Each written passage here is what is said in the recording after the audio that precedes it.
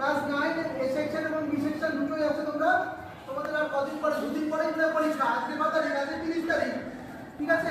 এগুলো আগেও বলেছি, আবারও বলছি, যেগুলো ভালো করে পড়বে। 8 চ্যাপ্টারে ভিয়েনা সম্মেলনটা ভালো করে পড়বে। ভিয়েনা সম্মেলনের যে নীতিগুলো আছে ওটা ভালো করে পড়বে। ব্রিটানিক ব্যবস্থা কি, ব্রিটানিক ব্যবস্থাটা ভালো করে পড়ো। আর জোন ভ্যারাইটি কি, এগুলো পড়বে। জুলাই বিপ্লব আর ফেব্রুয়ারি বিপ্লব থেকে একটা কোশ্চেন দেয়, বেশি ইম্পর্টেন্ট ফেব্রুয়ারি বিপ্লব।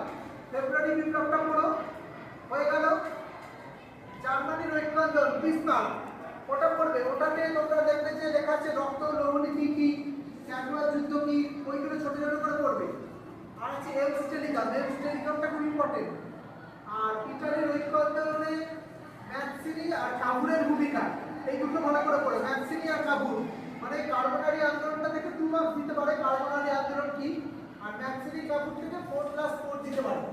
তাহলে কাবুর আর ম্যানসিনিটা পড়লেই হবে। আর এরপর আছে 4th চ্যাপ্টারে আছে শিল্প বিপ্লব ইংল্যান্ডে কেন প্রথম হয়েছিল, ওইগুলো পড়ো।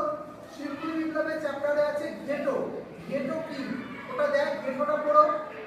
আর আছে প্রথম বিশ্বযুদ্ধের কারণগুলো, প্রথম বিশ্বযুদ্ধ কেন হয়েছিল সেই কারণগুলো পড়বে। প্রথম বিশ্বযুদ্ধের সাথে যুক্ত আছে ভার্সাই চুক্তি, এটা 5th চ্যাপ্টারে। ভার্সাই চুক্তি 5th চ্যাপ্টারে যেটা আরেকটা ভালো করে পড়বে যে রুশ বিপ্লবের কারণগুলো। রাশিয়ার রুশ বিপ্লব 1917 সাল। এই রুশ বিপ্লবের যে কারণ আছে সামাজিক, অর্থনৈতিক আর রাজনৈতিক কারণ, এই 3টে কারণ পড়ো। মোটামুটি এইগুলো পড়লে 5 মার্ক উঠে যাবে। যাদের হিস্ট্রিটা খুব দুর্বল, হিস্ট্রি ভালো লাগে না, এগুলো পড়লেই হবে। আর আছে জাতিসংঘ, জাতিসংঘ যেটা বলেছিলাম প্রথম বিশ্বযুদ্ধের পরে বিশ্বের শান্তি রক্ষার জন্য একটা সংস্থা করা হয়েছিল আমেরিকার রাষ্ট্রপতি উড্রো উইলসনের নেতৃত্বে। সেই জাতিসংঘ দিতে পারে যে জাতিসংঘ গঠনের উদ্দেশ্যগুলি কি ছিল, একটা জাতিসংঘ কেন তৈরি হয়েছিল সেটা পড়ো, জাতিসংঘ। আর 14 দফা নীতি কি দিতে পারে, যে 14 দফা নীতি বলতে কি বোঝো, যে আমেরিকার রাষ্ট্রপতি উড্রো উইলসন পৃথিবীতে শান্তি বজায় রাখার জন্য 14টা নীতির কথা ঘোষণা করেছিলেন, যেটা 14 দফা নীতি, যার মধ্যে একটা আন্তর্জাতিক সংস্থা গঠনের কথা বলা হয়েছিল, যেটা পরবর্তীকালে জাতিসংঘ নামে পরিচিত হয়। এই 14 দফা নীতি দিতে পারে।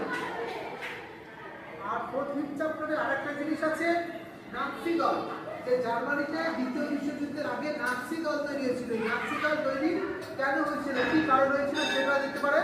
আর দিতে পারে যে ইতালিতে ফ্যাসিস্ট দল, মুসলিনি কেন ফ্যাসিস্ট দল গড়ে তুলেছিল। এইগুলো করলে মোটামুটি 5 মার্ক উঠে যাবে। ঠিক আছে? আর শর্ট কোশ্চেন তো বলেছিলাম যে চ্যাপ্টারের পিছনে যেগুলো শর্ট কোশ্চেন আছে আর আমি যেগুলো ক্লাসে লিখেছিলাম ওইগুলো পড়ো, মোটামুটি পেয়ে যাবে। ব্যাস এই জন্য।